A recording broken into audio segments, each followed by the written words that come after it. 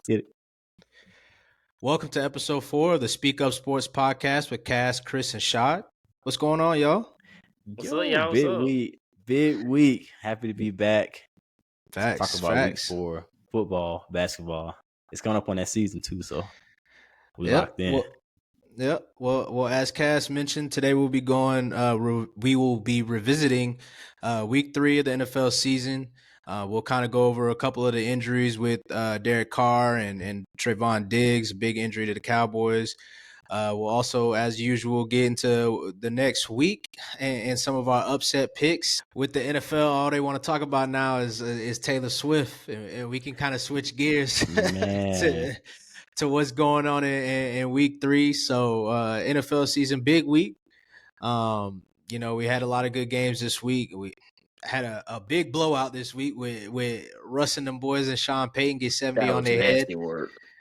But back to Taylor Swift and the Kansas City Chiefs, we can go ahead and start there. What'd y'all think about? I mean, it's not much to say about the game, but how'd y'all feel with Travis coming back, obviously, for his second game and all the noise around that, and then the lack thereof play of the Chicago Bears? Crazy part about that is, what we saw afterwards as far as like his jersey sales hiked up like 400%. That's crazy. Yeah. You know what I mean? Just like the power that Taylor Swift has, they say she put him on the map. And honestly, because he has his podcast too, and this episode that they are dropping or just dropped today, I know it's gonna do like crazy numbers, probably like just off just the new found fandom. But that tells you how different avenues are as far as people know. Like, we think we love football and we talk football, but it's so many people that do not watch football but love like musicians and stuff like that. Yeah, I was explaining that to my sister. I was like, she didn't really watch NFL. She likes college ball. Obviously she liked them dogs. But with that being said, she didn't. I started to tell her, I'm like, the NFL every year is like their games are the top like 30 of the top 50 shows watch, and like, and she was like, damn, I didn't even realize that. So we looked at it on the computer, and it was like, yeah, like it was like regular season, AFC Championship, NFC Championship, Super Bowl, blah, blah, blah, and you just keeps going down. So, getting that a new audience, the NFL is about to milk the hell out of it. Oh, yeah. I mean, you seen it during the game where they kept, like, I don't know how many times they panned up to that camera that they had on that suite on Travis's suite. It's on every sports show.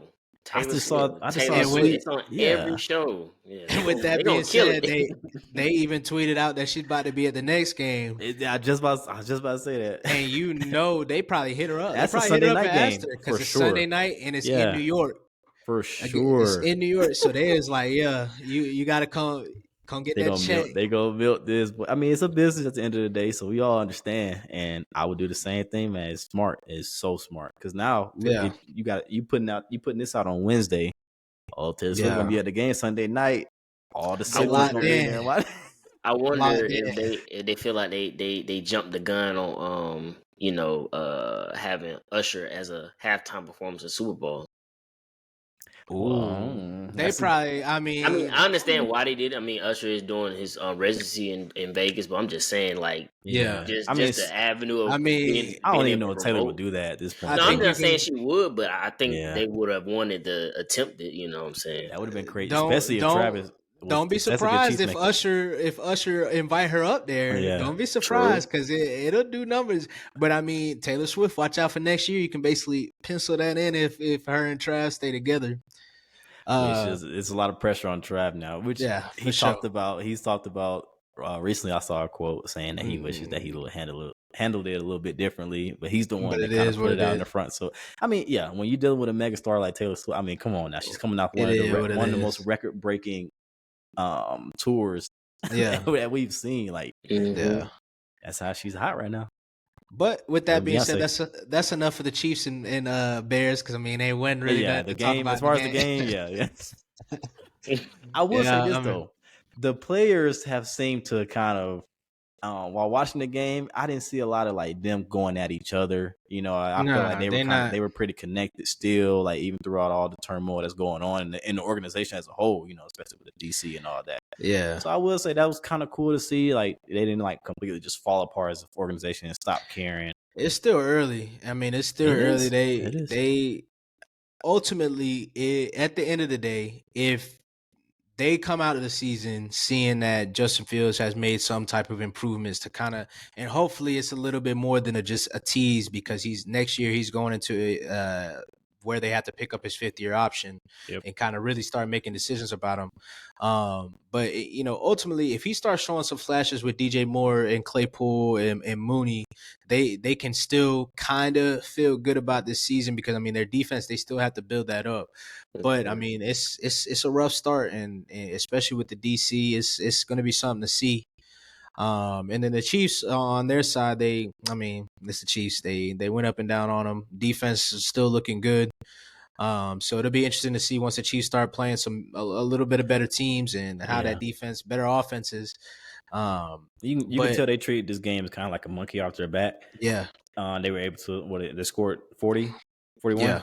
So they were able to, after coming off a week 1 loss, then a week 2 win, but only scoring 17 points. 17. So they were, but it is the Bears. That was a conversation. And we saw a couple other teams. We saw do the get Bears right 30s, games. Get right games. So I mean, we'll see if this actually holds for the Chiefs. I still have my questions about the Chiefs this year. Honestly, I still do. And like you said, I do want to see if it gets better comp. I picked them to be second in their division. Hopefully, the Chargers can have my back on that. It's not a good start, but we can kind of segue into that with the Chargers and Brandon Staley need to go, bro. Oh man, Brandon, they should have lost that game, man. No, I won't say they should have lost. They should have won the game. He tried to sell it off. Right, you can't make that call, man. That's what I'm saying, though. You cannot make that call and sit there. So what y'all?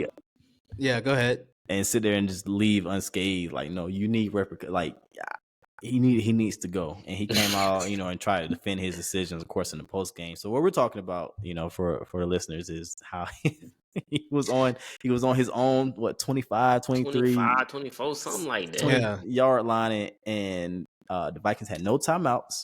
They were up by 4 and chose to go for it. The Chargers were up by 4. And Brandon Staley chose to go for it on 4th and 1 instead of punting the ball and giving the Vikings almost full field to go and have to score a touchdown to win the game. Yeah, and of course they did not get the 4th down conversion, and the Vikings got the ball right there, basically in red zone area, and got down within the 7-yard line at least, I think, something like that. Convert. They had some bad clock management on their part too, but yes. I mean, and that was the game of the two most unfortunate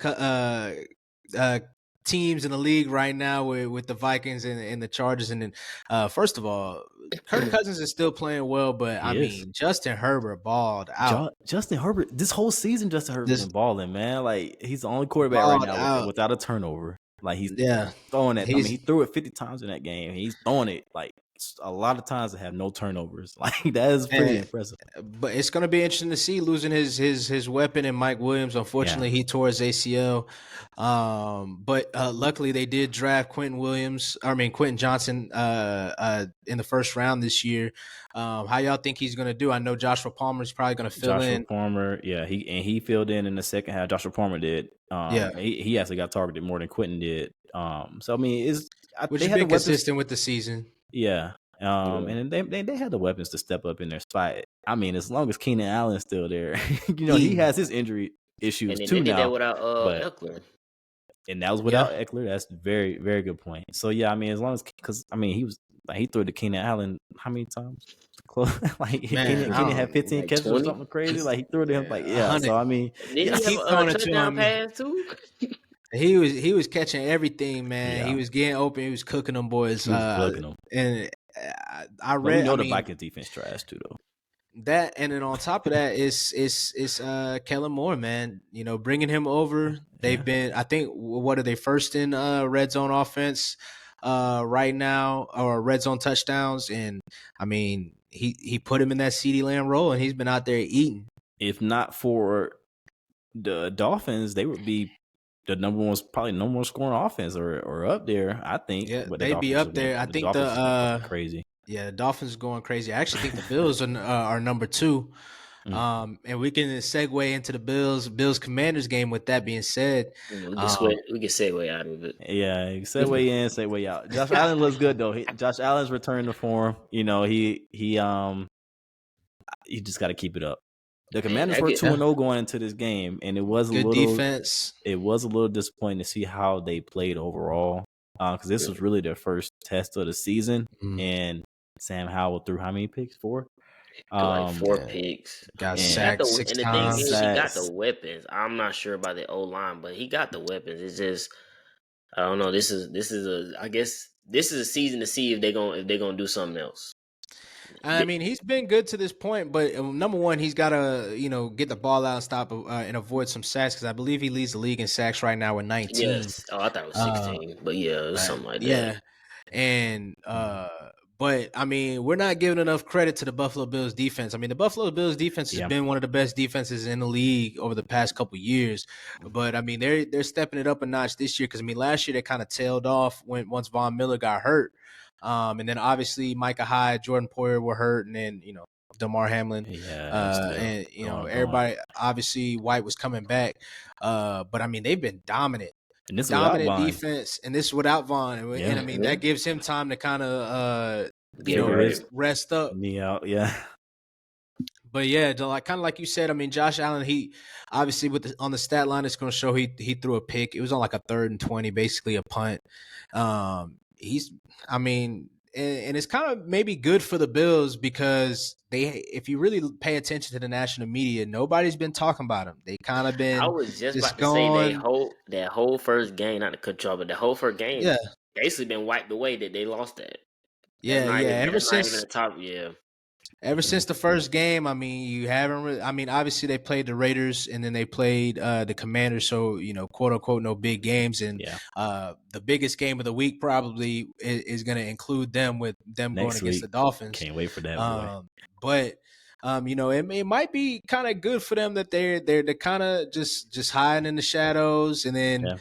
They're obviously a favorite this week against the Dolphins, so it'll be a big test for their defense. Obviously, their offense to kind of see, if Josh Allen can continue it. But I'm excited to kind of see how they keep going. And one of the teams that I mentioned, the Raiders, they kind of have a disgruntled receiver. We'll see if the Bills kind of make a play to go get him. I didn't think that'd be crazy. Okay, so I mean, shoot, let's talk about the Raiders game, because. The receiver we're talking about, Devontae Adams, of course, in that game, he went nuts. He had 13 catches for 172 yards, 2 touchdowns. Like, he going crazy. Always open. Always open. And Jimmy G kept feeding him. But I mean, the Raiders look a mess. They can't score. I think they're the only team in the league to not score more than 20 points so far this season. And I mean, Jimmy G is not playing terribly. Yeah, against the Steelers, he did not play that well. Come to find out, he also had a concussion. Ended up having to go in a concussion protocol. And obviously, it's the Steelers defense. And TJ Watt was out there going crazy. Yeah, I mean, leading the league in sacks so far. Probably the defensive player of the year so far. He's balling. Especially when you lose Cam Hayward, like he got to step it up, and that's what he's doing right now. I mean, the whole defense is like, that defense is very stingy. Like, they're taking it. So and Highsmith's playing well. They got a rookie nose tackle that's playing well as well. My boy Pat P finally got his pick. Active leader, active leader in picks for all active players right now. So shit ton of picks, man. God. But what do y'all think about Devontae Adams' comments? I mean, after the game, he was kind of saying, everything. The Raiders aren't really building a winning culture right now. He kind of said that he doesn't have time to waste. Time to wait around until the end of the season, and it kind of have people thinking, like, is he indicating that he might want out, because he obviously has some comments in the offseason with Derek Carr getting traded. And then with the holdout with Josh Jacobs, he's kind of like, yo, like, you brought me here for a reason. Like, what are we doing? I thought we was trying to win. So what do y'all think about his comments?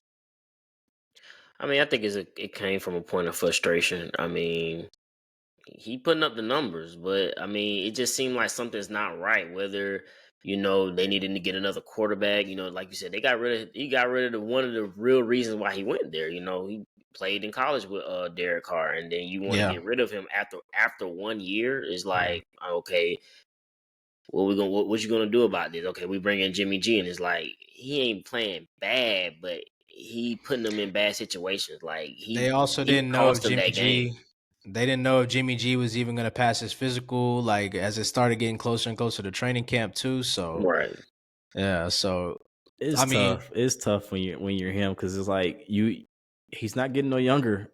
I mean, you're approaching that. You're getting older. Was he 30, 31 now? 30, I think. So and he says in that post game press conference, like last year was the year to kind of figure shit out. Like we're supposed to be doing something this year, and the 30. Yeah. So I mean, you in the AFC is tough. You cannot fall behind the AFC. Not at all. At all. You're gonna not in that division either. Not in that division. You're gonna get left. You're gonna get left quick, and that's where it's heading towards right now. I don't know. I don't really see. I don't really see good things coming out of this, to be honest with you. And so I mentioned the Bills, and while we're here, we can go ahead and talk about it. Where could y'all see him landing in a potential trade? Trade deadline's week 9, so we've got a couple weeks away from it. What do y'all see? Ooh. Or where would y'all like to see? I would like to see. Oh man, like going through the league. I would like to see. I'm not gonna lie to you, and I hate it. I'm saying this, but I would like to see Dallas, man. To be honest with you, I think that's out the question. I mean, maybe, but I would like to see Detroit. I'd like to see Detroit too. I see Detroit, but I think that kind of. I don't think that's what Detroit needs, though. I think it will definitely help. Don't get me wrong. It's not like a negative, but I think they need a different type of receiver over there. Because I think the way they set Amon-Ra up. I mean, this is just from my watching the game on Sunday against the Falcons. They set him up they set him up all over the place, and like you don't want to take away from Amon-Ra, especially with Williams coming back. So I don't know. I could really see him. I could really see him going to the Bills. I mean, I really.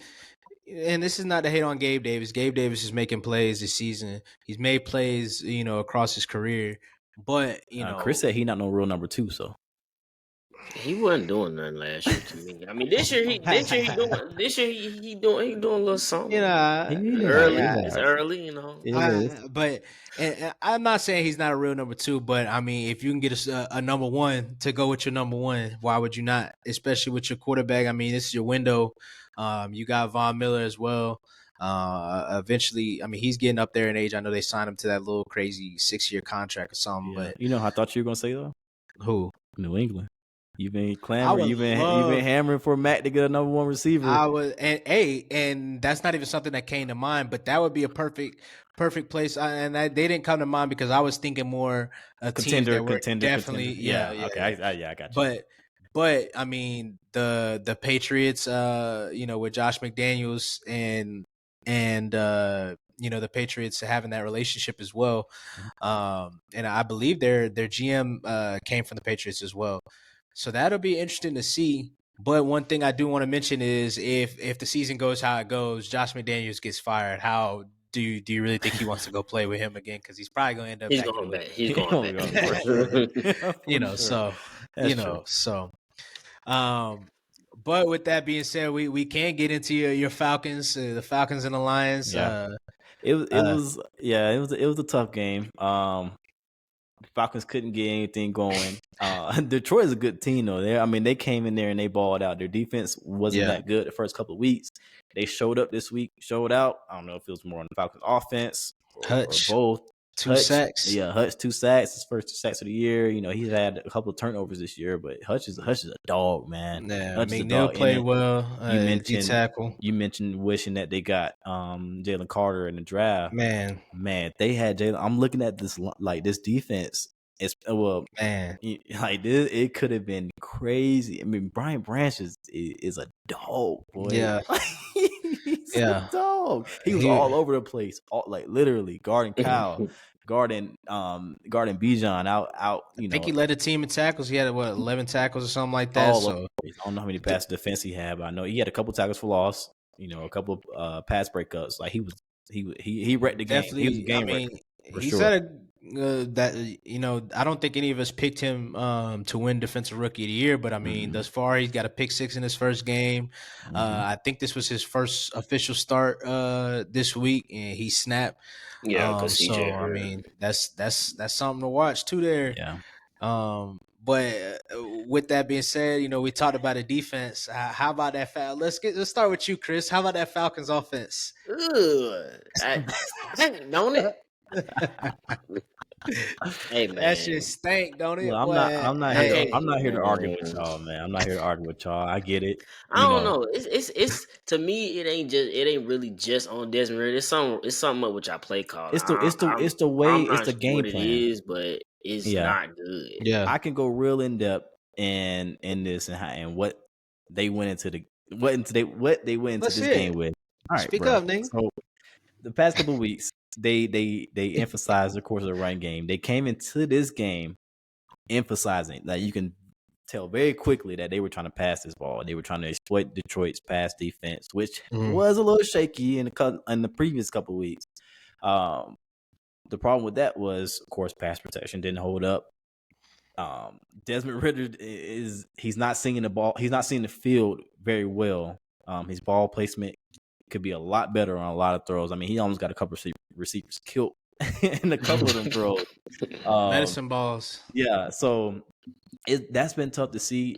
I don't know the thought process behind it. Are you just really trying to figure your shit out early in the season? I mean, you're 2-0, so you got a little bit of leeway to play with, honestly. So are you trying to figure out this past game before you continue forward, see what you got? Or is it just like, I don't know, the play calling was very odd. You're running 2-man routes with a running back leaking or outlaid or a tight end delay. Like that's all you really giving him. So you got 2 on like 5 defenders. It's tough to see, man. And I didn't like anything I saw in that game from the Falcons offense. But they did come out after the game and admitted all that. So the biggest test for me, like, okay, you're 2-1 still. You still got a good record. You got Jacksonville on Sunday in London.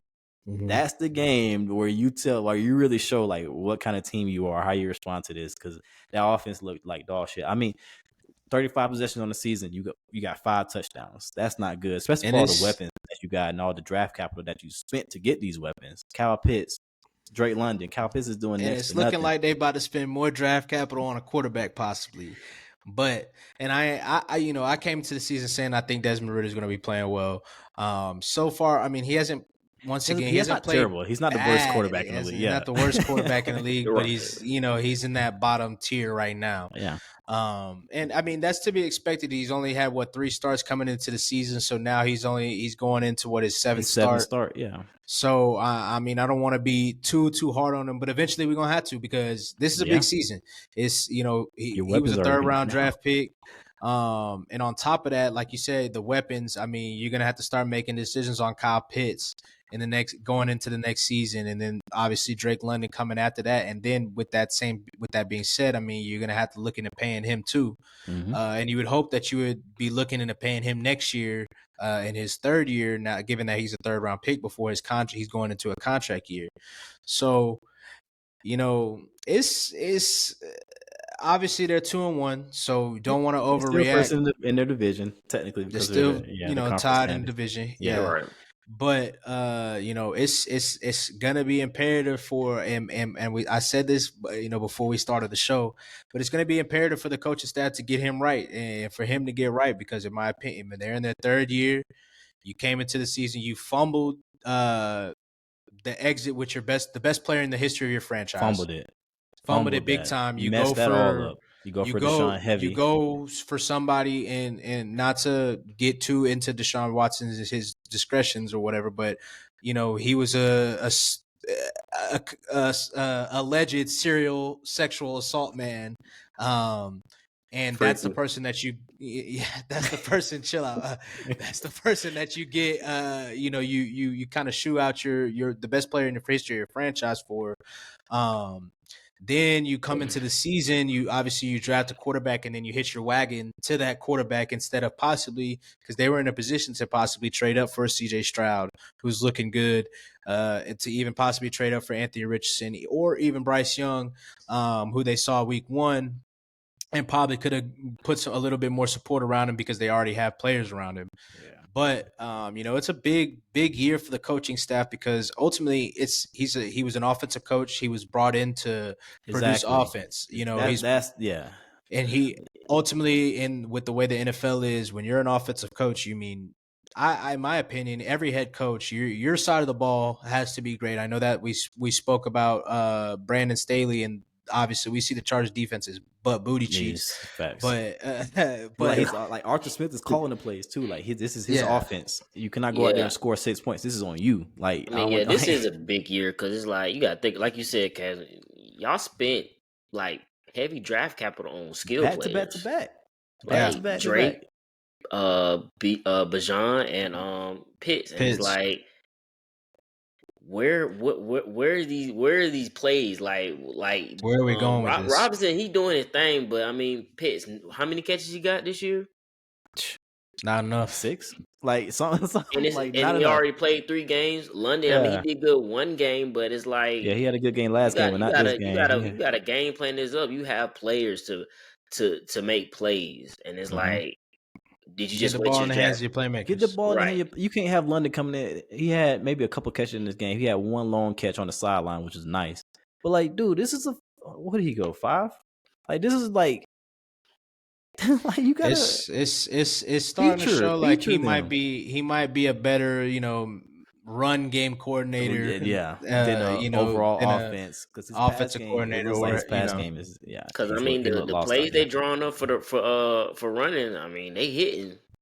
Yeah, it's good design, but the design for the passing game is not the same. But I mean, I don't want to spend too much time on the Falcons, but Falcons got a, like you said, big week against Jacksonville. Yeah. And we can go ahead and head on to them.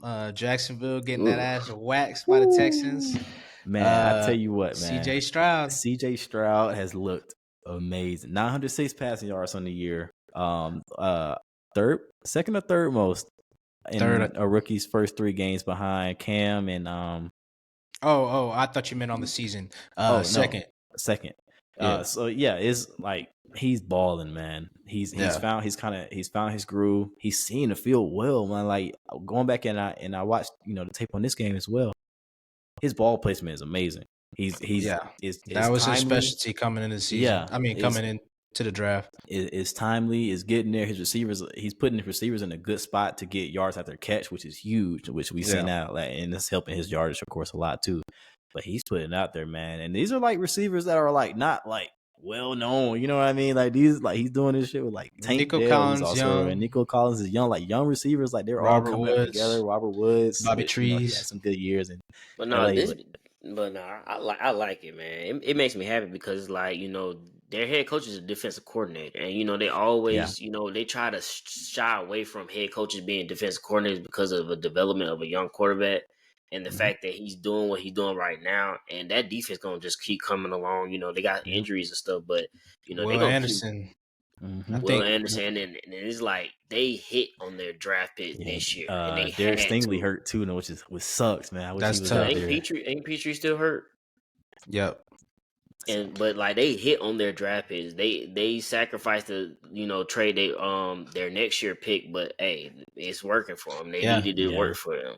And I believe I saw that Will Anderson is second in pass rush win rate behind Michael Parsons thus far this year.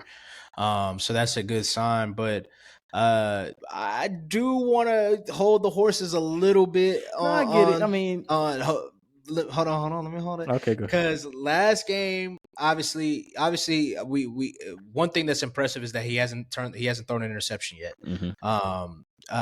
That's very impressive. But a lot of his yardage, especially against us, not to be a homer or anything, but it was in garbage time. It was all in garbage time. Before the fourth quarter, he only had like 130 yards, and then he ended up having like 170 in the fourth quarter when it was 31-10. So, but with that being said, smacking a division opponent, smacking the division, the projected team that people thought was a division winner. Yeah. Which, except for me, of course, I want to put that out there, but. We can get into that. Trevor Lawrence, he had a decent game, but one of the things, and this is actually one of the things I did want to mention about CJ Stroud as well. He played a little bit better under pressure. That was one of the biggest knocks against him coming into the draft. Thus far this season, he didn't play that well against pressure, but against Jacksonville, he really did. But Trevor Lawrence, their offense has been struggling. They've been struggling. They drop a lot of passes. They had a lot of drop passes. A lot of drop passes. I mean, then that might be something to expect. Everybody hyped up Calvin Ridley, and I know this is something that I mentioned on the first episode. Is like we gotta watch. Like he's been out for 2 seasons, basically. So as the season goes along and he starts getting into the grind of the season, obviously he had a great week 1. Pretty decent week 2, and then it's kind of we've seen this kind of tailing off per se. But Jacksonville has not looked good this season so far, and I don't want to keep going back to the point, but as I mentioned, I felt they were going to finish 3rd, just because I just felt that we overhyped how well they played last season, comparatively to how they started. And this year is not going to be. They can't start 2-6 this year. Because, the Colts aren't going anywhere. I mean, I'm not going to say the Colts are a dominant team by any means, but, I mean, the Colts have been very good defensively. They're solid. They're only going to get better. Tennessee, I mean, they've still been good defensively. Kind of. Their offense has got to find it. I mean, Derrick Henry hasn't really done stuff, but you already just got smacked by Tennessee. I mean, by the Texans, and that was in Jacksonville. Yeah. So, we don't know how that division games are always tough. So later on in the season when you need a game here or there, that game that you had marked on the calendar, that was kind of the get right game, no longer the get right game with the Texans. So, they've got a big game against the Falcons this week. I know we talked about the Falcons too, but they're 1-2. Yeah. They lose this game. They go down 1-3. Yeah. It's gonna start getting dark for them. Don't they play the Colts after?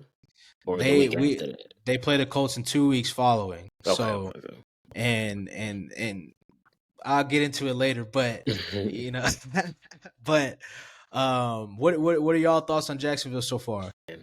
I thought they would be obviously much better. I thought, coming into the year, it's like, okay, this is your second year under Doug Peterson. So it's like, okay, you're going to find your groove. I didn't think of nothing about it, but now that you said it, Calvin has been out for 2 years, basically. I didn't think nothing about it. I really just thinking 1 year, but nah, he's been out for a while. Like Cass said, they drop a lot of passes, and it be on point. Trevor be putting it there, but he puts it there, man. Really himself has dropped a lot, but it's all the receivers. Like, I don't know what the hell's going on. I don't know. Defense did not look good this past weekend. They look good against the Chiefs, but this past weekend, I don't know what it's gonna be rough, man. Next 3 games for the Jaguars: Falcons, Bills, Colts, and they go to Buffalo in that game, and it's going to be win. They gotta win this Sunday, or they have to. They have and to. If they lose this Sunday, I mean, it's very likely to be 0-3 in my opinion. It very much, even though that the Colts play in Jacksonville, I really think they'll. Depending on the health, they gotta win this Sunday.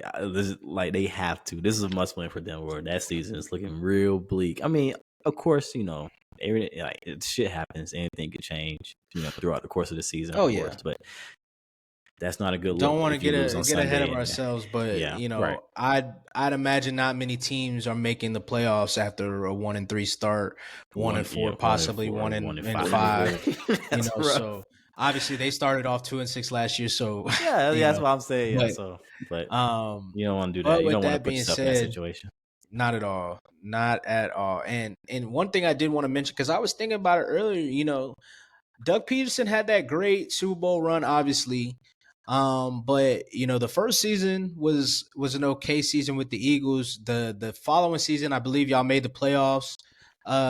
When Carson came back after the Super Bowl. Yeah, we made the playoffs. Made the playoffs the next year. And then Carson got the concussion in the first game, I think, against Seattle. Yeah, and then the following year was the terrible season. Right.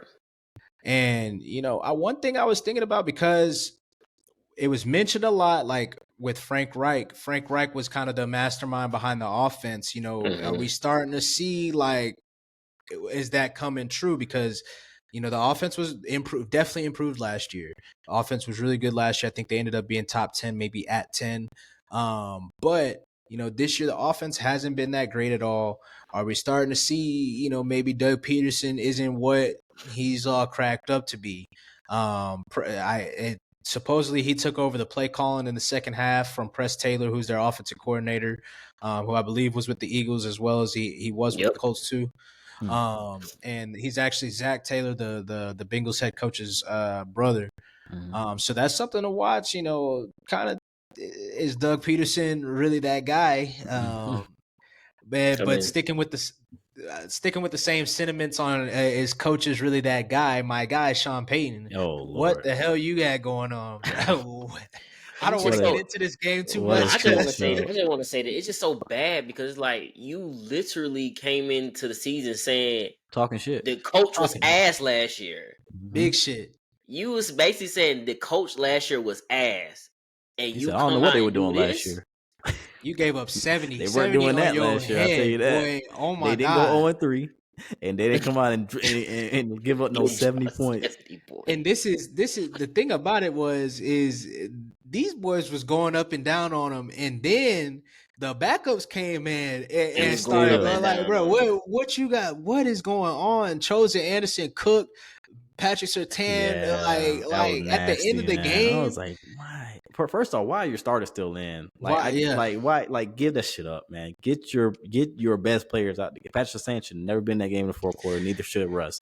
I get you trying to, like, no, I don't even get nothing. Like, actually, no. Like, get your stars out of the game. Stop fucking playing around. Sean Payton trying to prove a point, make it about, like, growth. I don't know what he's trying to make it about. I don't know. But, like, there's no point to prove when you're getting smacked by 50. He's trying to make himself a genius. I mean, I take it back to the first game. Man, kick the onside kick. Yeah, off real. First, he's trying to prove that I am him. I'm the genius that everybody want. And the rumors has been. The rumors they've been saying is like, he'll be quick to pull Russ or bench Russ, and it's like, are you, what's really going on there? Like, do you really believe in this guy? Do you really believe in the team? Because Russ hasn't been playing bad. No, I don't. They haven't been scoring a lot of points, but stats don't say the whole story. So I don't want to, But if we were to do some type of blind reveal, if you look at Patrick Mahomes and him had the exact same stats, and I think he's thrown like one or two more touchdowns than Patrick Mahomes. So, and obviously stats are not the whole picture. So I don't want to say that he's playing as well as Patrick Mahomes or anything. But that goes to show that Russ isn't playing bad. I think the biggest difference is this year their defense is terrible. Like, their defense was great I ain't gonna say great, but their defense was really good last year. Good. And they were great basically the same players. For sure. Pretty much. I mean, they missing a couple players, but like, you got the same like Vance Joseph might be out of there. He might be out of there. He might not make it. Came back. But they got Chicago. They got the get right game. Hopefully, you think with Chicago this week, but ain't no telling when you give up. Chicago beat them. Chicago might be looking at them like, you the get right game. You got 70 shit. Hey, y'all, we get our stuff back together. Get right. I'm just saying, man. I ain't seen too many teams just give up 70 like that. But it was you haven't seen any team give up 70. I mean, that's why. True. But I'm talking about like in football in general. This is like college. That's what I'm saying. Like Alabama versus some random school you never heard of. Alabama versus Bishop Sycamore or whatever. Even then, by the time it's 40 or 50, Nick Saban ain't playing nobody. He's like whatever, and it's like, that was bad. Backups came in putting up points, and it's like, damn. And it was without Jalen Waddle. And bro, they had the backup rookie running back come in and get his first real touch of the league and go for 200. Yeah. Yeah. Man, listen. But I mean, Miami's looking dangerous. I know we already spoke about it a little bit earlier. It's going to be a great game, Miami versus the Bills. I mean, I can't wait. That's going to be the biggest game of the week. I cannot wait to see how it goes. I had going back to our preseason picks. I had Miami, but it's of course before the Aaron Rodgers injury. Who I had? I had Miami missing the playoffs. No, Me too. You right, Chris. I had them one, but of course that was obviously not because of it. But it's like, we're gonna have some grace, and I'm gonna definitely have Miami in the playoffs instead of the Jets. Same for Shad. I know. Appreciate that. So we're gonna have some grace on that. But dude, like Miami's looking a little. But I will say this though.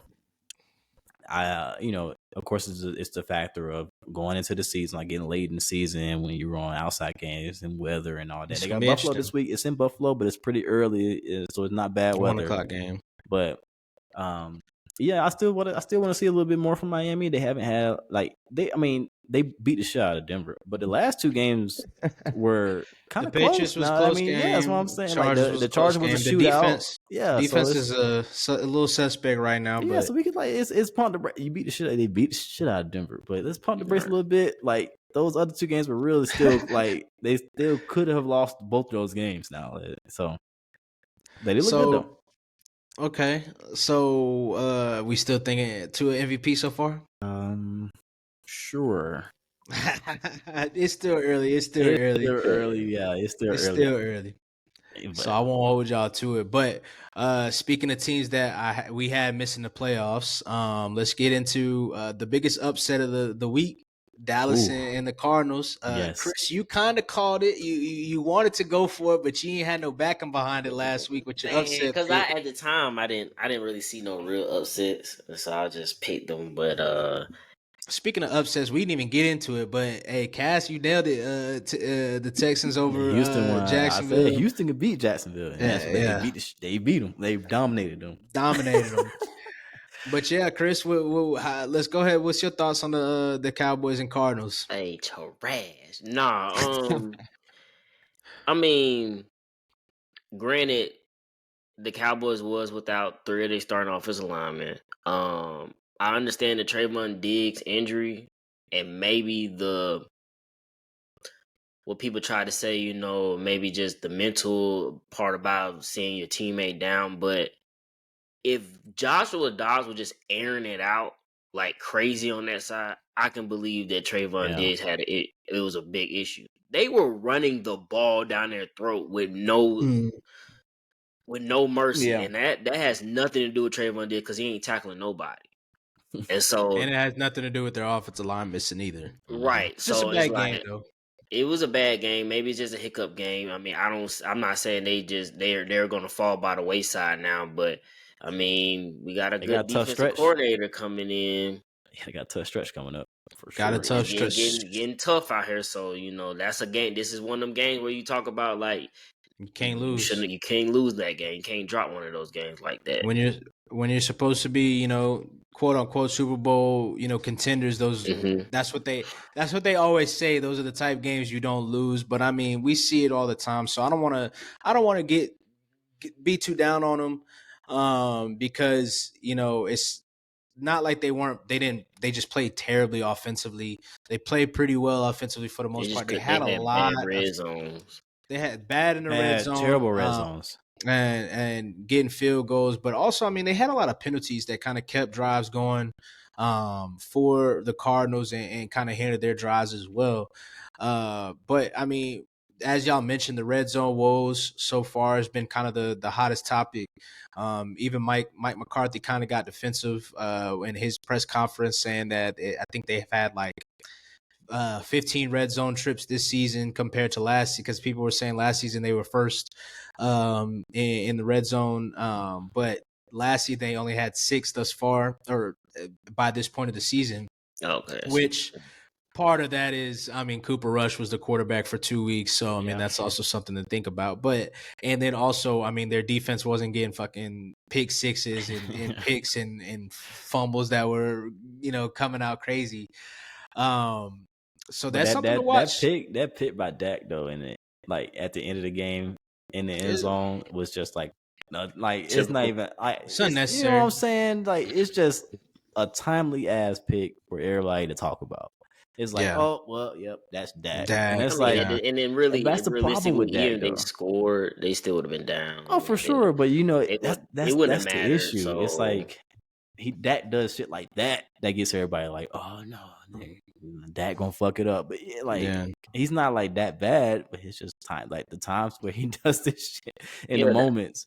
And it's something to watch because obviously the picks have been, the largest topic of the off season, obviously since the end of last season and how last season went with him throwing 2 picks against San Fran and them not being able to score. We even heard like his frustration where he mentioned he was like, I'm kind of tired of talking about the interceptions. So it is going to be something to see because as we mentioned, we talked about it a little bit last episode with the upcoming schedule, and we obviously didn't think that they were going to lose against the Cardinals. But now you got the Patriots who, they can't score in their own right, but the Patriots have been a top 5 defense, top 10 defense this season. Mm-hmm. And, if Dak's, let's just say, miraculously the Patriots upset them as well, and now they're coming off 2 straight losses into San Fran, and then the Chargers following that with Kellen Moore. Oh, yeah, that's tough. So especially even if even if they do win, you got to think like Bill Belichick's gonna have something for them. Are the picks going to start getting into Dak's head? Not saying that he's like mentally weak or anything like that, but after all the offseason of talk, that is something that creeps in your mind. So that is going to be something to watch. But big win for the Cardinals, their first win. For sure, yeah. I don't think it really means much, but it's a good win for them. Josh Dobbs balled out. They're competitive. I say that they're not. They don't seem like the typical. We just gonna lose the rest of the game. They've been balling. They're a couple plays away from 3-0. Yeah, right. Which is crazy. Which is so crazy, but yeah, they're not a terrible team. They play literally 3 everybody East teams. Yeah. Yeah. So. It's like I said, it's gonna be interesting to see with Dak and this upcoming game against the Patriots, against that dirty player Mac Jones. So the NFL. What did I say earlier? NFL Grayson Allen. What y'all think about Mac? What y'all think about that situation happening though with Sauce? Like, because Mac's had a couple of interesting plays now where he twists the ankle and doing a little extra shit, like people come to his defense. I really feel like a lot of that shit's overblown personally. The twisting of the ankle was kind of bad, but at the end of the day, like he was trying to stop him from going to get a fumble. I don't think he was really intentionally trying to twist his ankle, but when a big nigga is dragging you, like what you mean? But the other one with I think it was Brisker in Chicago, and he was sliding and he kicked him. Oh yes, like that one was some freaky shit going on, just some freaky shit, freak accident. He did get slammed though. Like Matt got slammed. He got slammed. He probably still it was a little bit of frustration. Like man, for sure. Like he got. But I think the bigger thing is like nobody was like trying to help either. Like you see your quarterback getting dropped. No, they definitely stepped up when he got slammed. But when he got pushed by Sauce, obviously, the people were talking about how nobody stepped up to help. But I don't even think people were paying attention. But I don't know. Eventually you can't. If incidents keep happening, you can't keep defending it. So eventually it is what it is, and that's who you are. So not much really else. Somebody gonna ring his bell. Yeah, that's for sure. That's what you don't want as a quarterback. People to be on your head like that. Like, and we not saw much else. Go ahead. We saw in the quarterback series, like you gotta try to be nice to a couple of these big motherfuckers coming at you now. Don't make up so many enemies. Yeah, that's for sure. For real. That's for sure. And the Patriots haven't been the exact free agent destination recently, so that ain't gonna help either.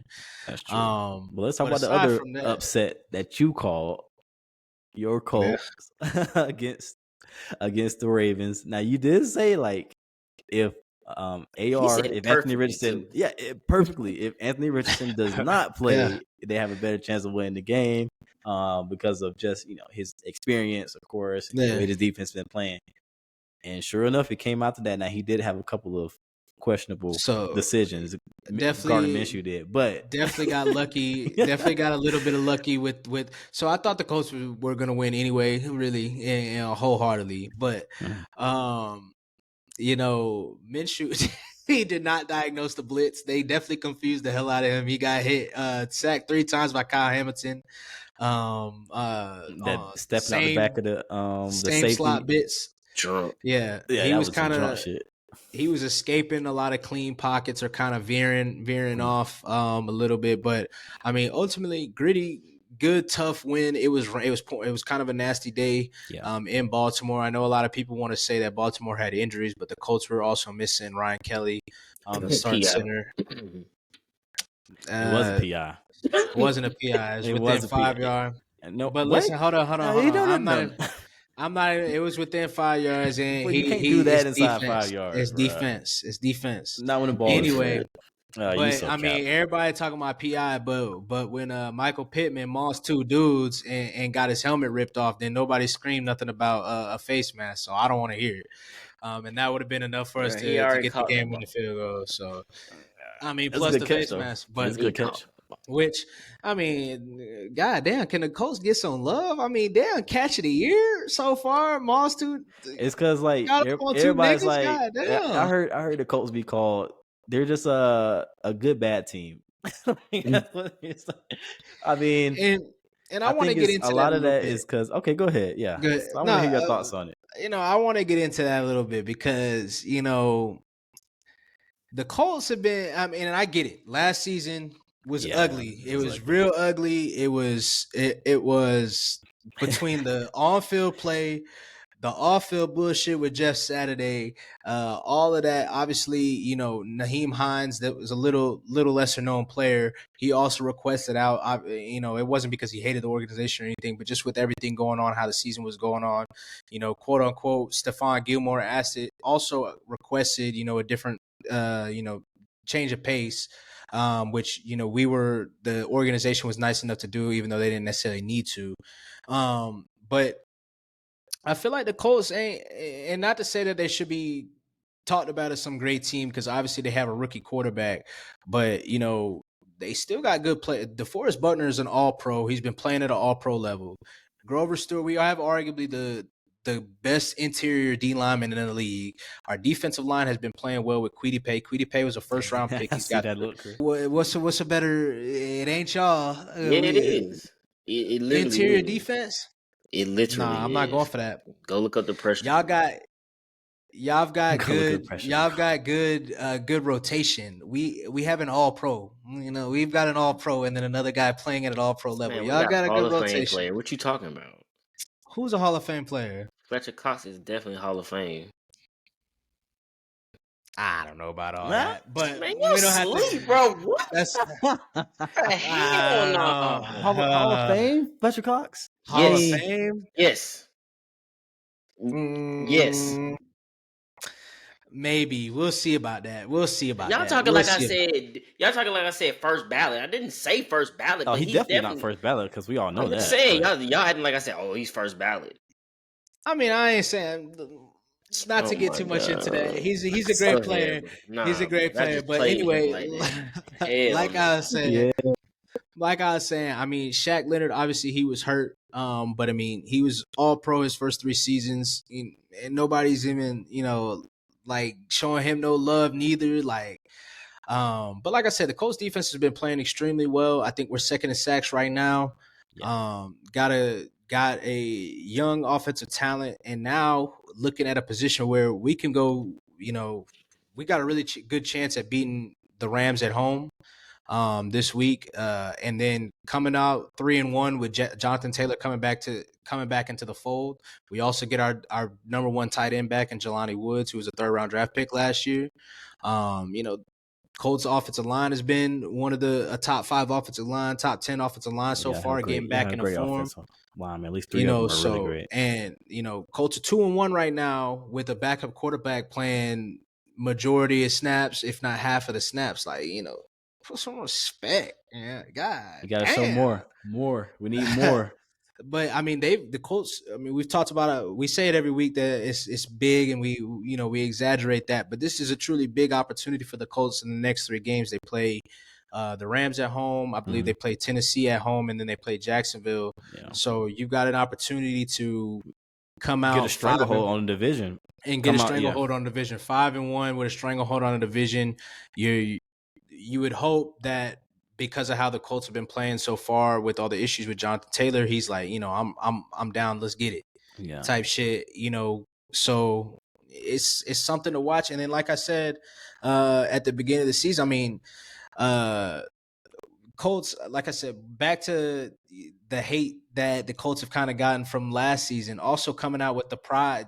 One of the best pickups for a coach in Shane Steichen.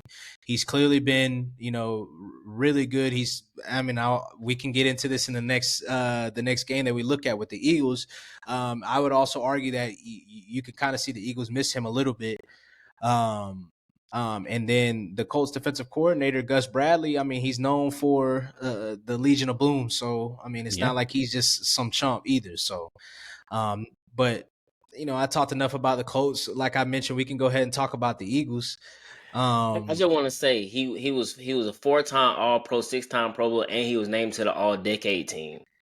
It sound good. All-Decade? Come on, bro. Anyway. We'll see. Yeah. It sound good. We'll see. We'll see. With your Eagles, Chris, beat the Buccaneers 25-11 on Monday night. That was a rainy game too. It was ugly out there a little bit.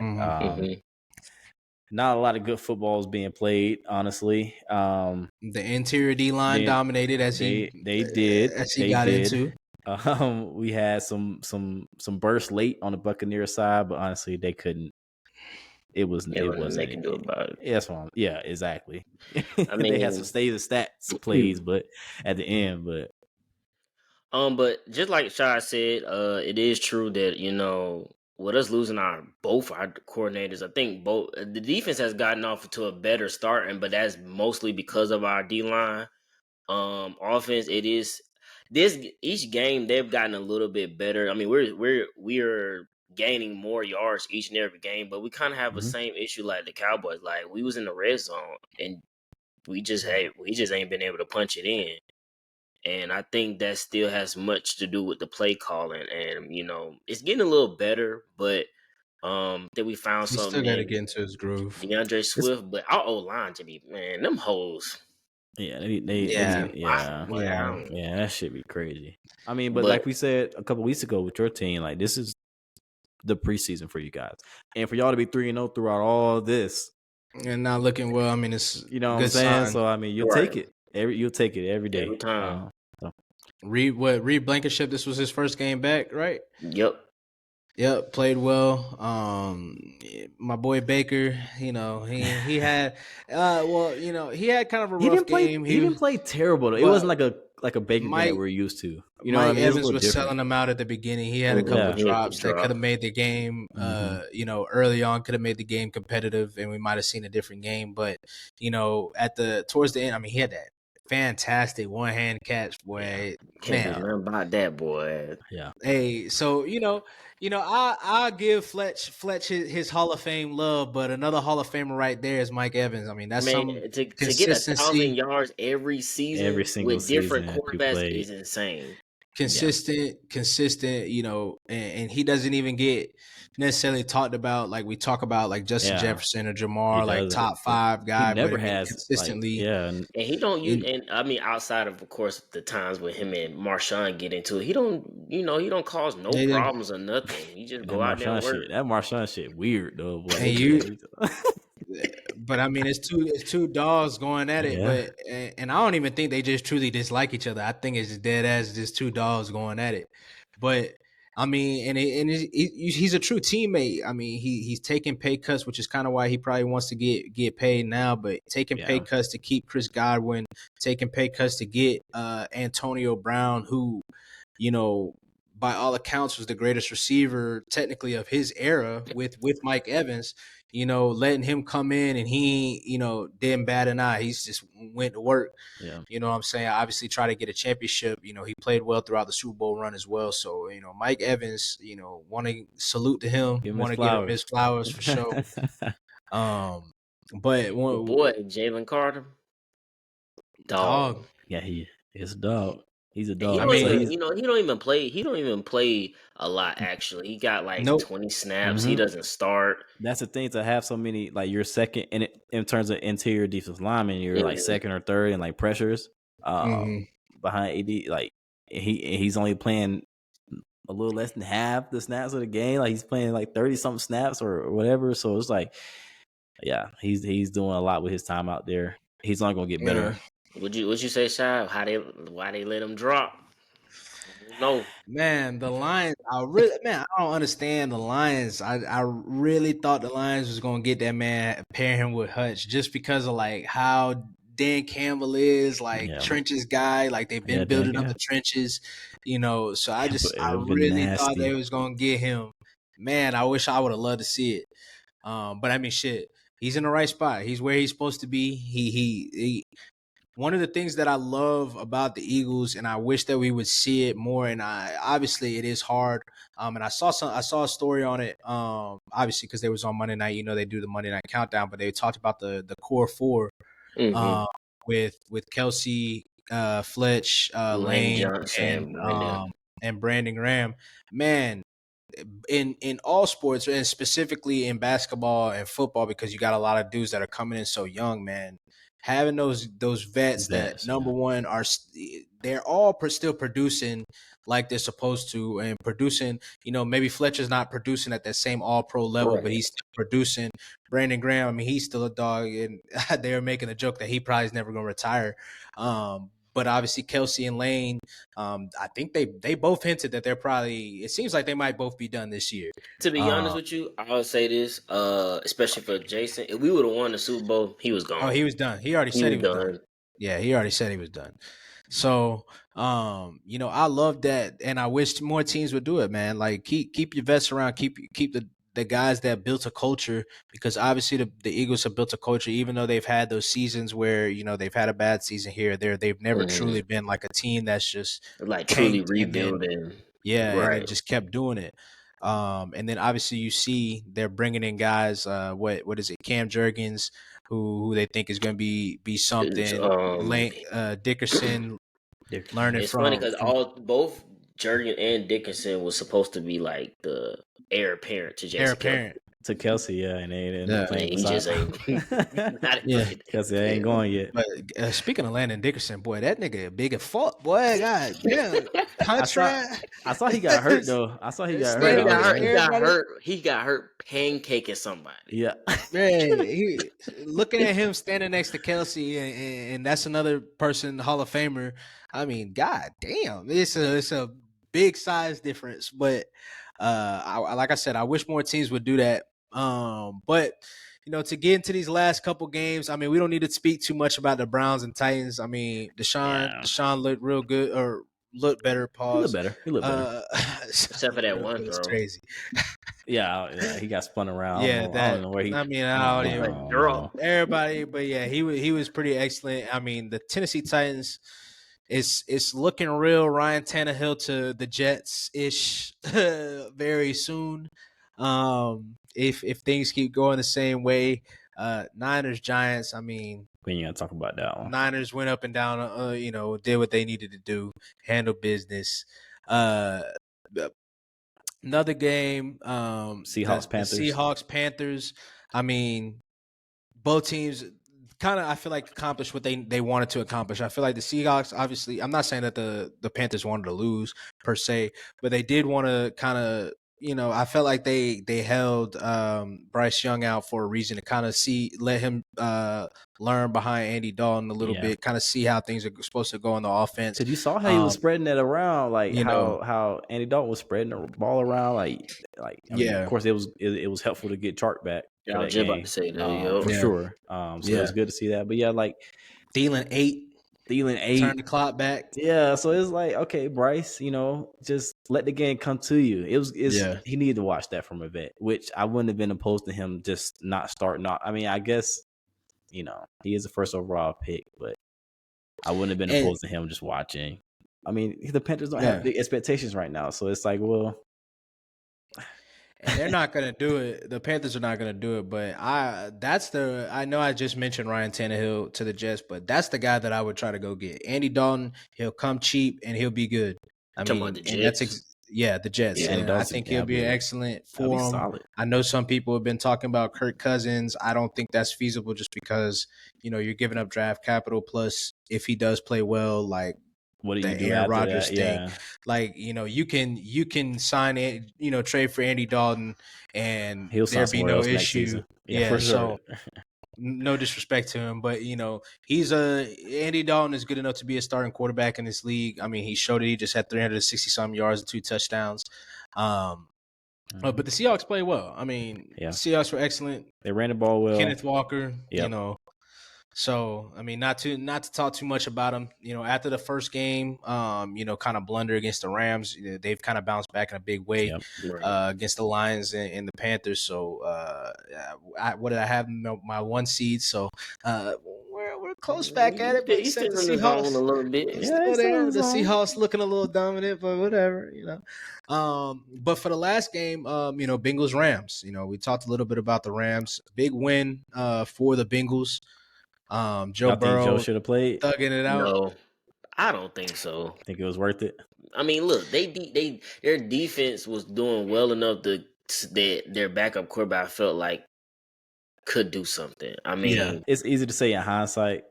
True too. Definitely. At the same time, but you can just tell he's not the same. He's not right. Yeah. You can just tell he's not right. He can say all he want, but he's not right. I understand they probably thought to themselves, like, man, we already 0-2. Like, we can't lose another game type stuff. But nah, to compromise your quarterback, like, you keep playing on that. I don't know how quickly he can heal. You know what I'm saying? It's true. Like, I wonder too, which is we probably already all know the answer to this, but if he did not sign that contract, he wouldn't have played this game. I don't think. You know what I mean? Like, what y'all think? Probably not. Probably not.